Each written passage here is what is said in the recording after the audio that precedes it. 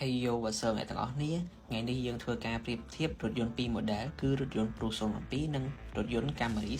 07 យើងនឹងប្រៀបធៀបទៅលើ4ចំណុចទី1ការសន្សំសំចៃសាំងទី2ផាសុកភាពនិងទំហំទី3កម្លាំងម៉ាស៊ីនទី4ការថែទាំនិងគ្រឿងបន្លាស់ទី1ការសន្សំសំចៃសាំងចំពោះរថយន្ត Prusa 07 ឈ្នះដាច់ទៅលើផ្នែកនេះហើយព្រោះរថយន្ត Prusa ប្រើប្រាស់នៅប្រព័ន្ធ hybrid ដែលធ្វើឲ្យរថយន្តនេះស៊ីសាំងត្រឹមតែ5លីត្រទៅ6លីត្រតែប៉ុណ្ណោះនៅក្នុងដី100គីឡូម៉ែត្រចំពោះការបើកបរនៅក្នុងទីក្រុងចំណែកឯរថយន្ត Camry 07 វិញស៊ីសាំងច្រើនជាងជាមធ្យមវាស៊ីចន្លោះពី8ទៅ10លីត្រក្នុងដី100គីឡូម៉ែត្រចំពោះការបើកបរក្នុងទីក្រុង2ផាសុកភាពនិងទំហំបើនិយាយអំពីផាសុកភាពនិងទំហំ Camry 07 គឺឈ្នះដោយ Camry 07 ផ្ដល់នូវភាពទូលាយនិងប្រណិតភាពវាមានដូចជាកៅអីចុចហើយកម្លាំងម៉ាស៊ីនខ្លាំងជាមួយនឹងការបើកបរហាត់ណែនស្ងាត់ល្អនៅលើផ្លូវជាតិផ្លូវដែលត្រូវការកម្លាំងម៉ាស៊ីនខ្លាំងចំពោះឯ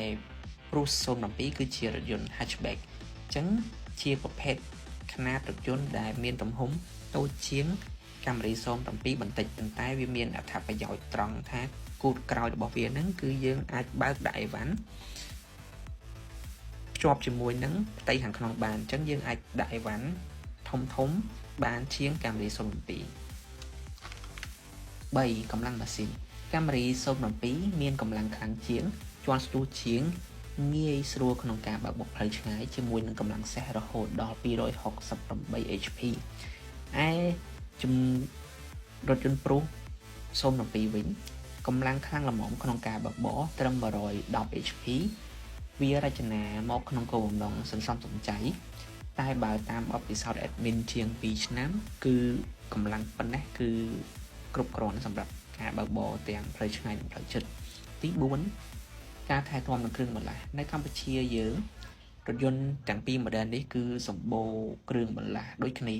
ហើយជាងជួសជុលក៏ចេះនៅក្នុងជួសជុល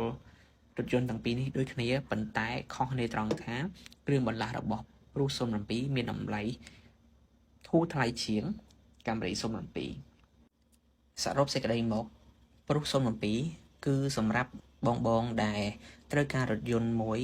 ប្រើប្រាស់បើកបរជារៀងរាល់ថ្ងៃនៅក្នុងទីក្រុងឬក៏ជូនភរិយាកូនទៅរៀនជារៀងរាល់ថ្ងៃហើយរថយន្តដែលសន្សំសំចៃខ្ពស់ចំណែកឯ Camry 07 សម្រាប់បងណាដែលត្រូវការធ្វើដំណើរផ្លូវចុះខេត្តឆ្ងាយ